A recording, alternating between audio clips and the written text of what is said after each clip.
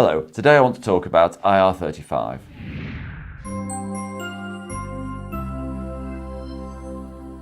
IR35 is a set of rules that basically say if you behave like an employee, then you should be taxed like an employee.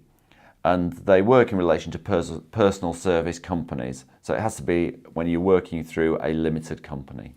If you're a contractor, you probably know about IR35. It's been around for ages because IR, Inland Revenue, the Inland Revenue hadn't existed for, I don't know, about 18 years. So it's some old law, but it's got some new changes that are expected to happen in the budget at the end of the month. Now, very unusually, there is a difference at the moment in the way that the public sector and the private sector is dealt with. Although the rules didn't change in relation to whether you should be included in IR35 or not, the person who decided it has changed. And basically you've got civil servants who are risk averse and really want to tick through the boxes and make sure that they've got themselves protected, now decide whether you're IR35 compliant or not. And what's happened is the revenue's collected about £500 million more in tax revenue.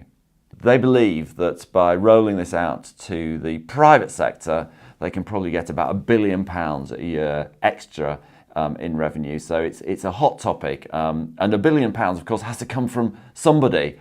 And I think this is really about making sure that it's not from you.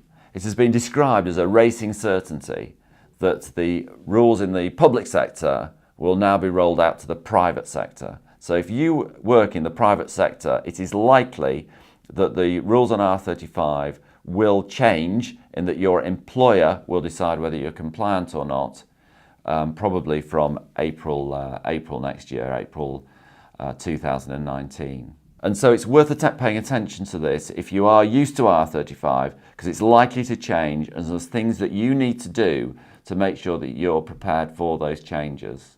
So what can you do to make sure you don't pay too much tax? So if you are a contractor and you're currently compliant with IR35, it's very important that your employer really understands that you are compliant with IR35. So what are the key things that relate to this compliance? Well, I think 3 things you really need to make sure you are compliant over is substitution. So substitution in IR35 means that it's not just you that can do the work, that you could do the work or somebody else can do the work. The key thing being that the work gets done and that your company organises for that work to be done.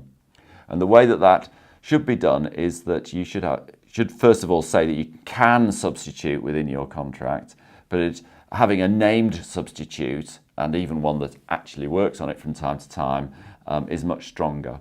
The next thing is in relation to the control of you.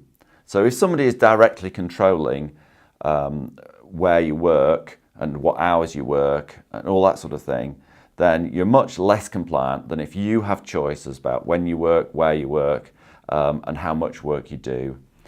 So working from home, for example, is much more compliant than having to go into the same office every day. The third thing is about the length of the contract and that the contract does end on a particular day, because with a lot of people who work in contracting, in truth, they work for the same company for 3-5 years. And as they work over these very long contracts, they really look much more like employees than they do just self-employed contractors. So those are the 3 things that you really need to have made clear.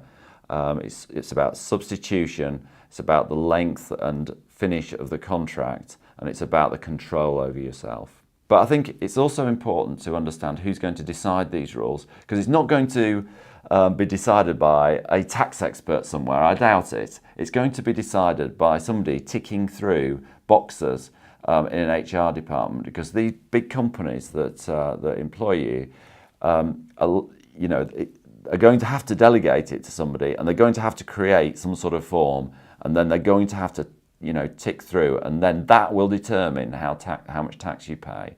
So I think it's the key thing in this, and this is what the whole video is about, is that you need to make sure that you've ticked the boxes in terms of your employer. So that you've spoken to people within your organisation to make sure that they're happy that you're R35 compliant, that you've made sure that those three key elements are covered, and maybe to speak to the HR people and just understand how they're putting together their forms so that you can make sure that when you renegotiate your contract or when you go to your next contract, that it's really clear that you're R35 compliant. And in that way, you can protect yourself. Because I suspect that for a lot of people who are contractors within big companies, I suspect that although R35 is one of these rules, it's like being pregnant. You're either compliant or you're not. For a lot of contractors, they're sort of somewhere in between.